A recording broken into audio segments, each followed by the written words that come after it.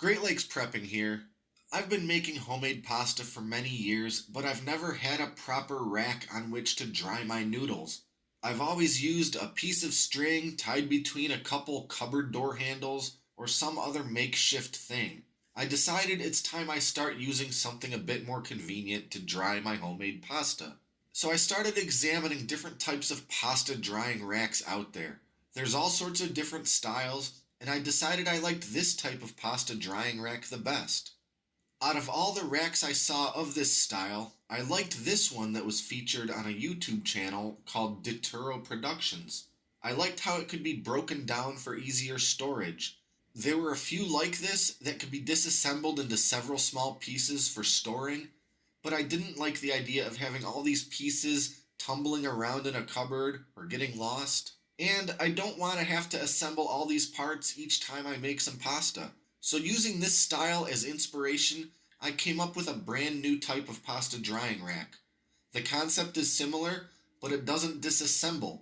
Instead, the pasta drying dowels and the feet can swivel out of the way into a storage mode when not in use, allowing it to lie flat or be stored in a narrow space somewhere.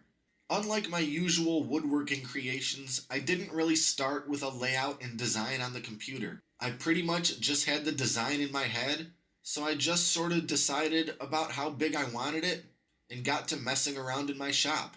The frame is a basic rectangle. I wanted to assemble it without nails or screws and in a way where it would be quite sturdy.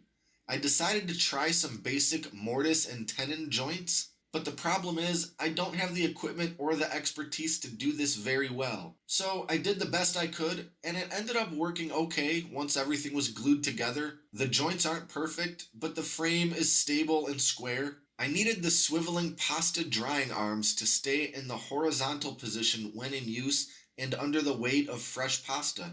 So I came up with an idea that uses tightening knobs to keep it snugly in place while in use. To ensure they can be tightened up nice and snug without stripping or splitting the wooden dowel, I drilled holes into the ends and used these threaded inserts. I bought some generic tightening knobs of the same threading and drilled shallow holes in the frame in which the dowel can freely turn. Next, I had to drill several holes in the large dowel in which to insert the narrower dowels that the pasta will hang from. And of course, even with a drill press and a vise, my holes weren't 100% aligned, but they're very close and certainly good enough considering I'm sort of making this up as I go. For the feet, I wanted them to swivel nice and smooth.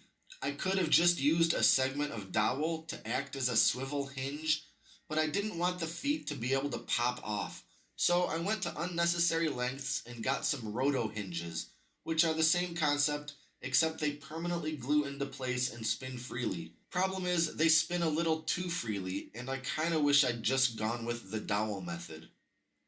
I ran each piece of the frame over the router to round the edges just a bit, and then sanded everything. Finally, a couple coats of linseed oil just to give it a bit of a finish and protect the wood. After assembling everything and gluing the joints together, the pasta drying rack is ready to go. All in all, I'm pretty happy with how it came out.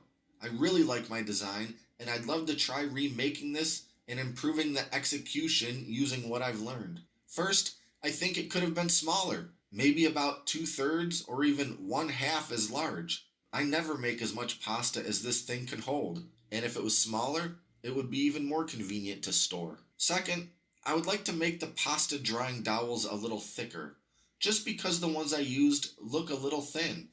They're perfectly functional and sturdy, but they kind of look flimsy. Third, I'd use a better kind of wood. I made most of this with scrap pine I had laying around my shop. I'm not sure what would be the best wood to use, but a lot of other pasta racks I've seen are made from beech wood, so maybe there's something to that. Fourth, better joint work. I'd probably need to enlist the help of a more skilled and better equipped woodworker for doing a better job on the mortise joints and for the holes that the drying dowels go into. In the meantime, this one works as intended, and I'm really happy with the concept. Let me know in the comments what you think of this design, and if you're into making your own pasta, is this something you'd want for your kitchen? So that's about it. Thanks for watching, and don't forget to like and subscribe. Until next time, this is Great Lakes Prepping.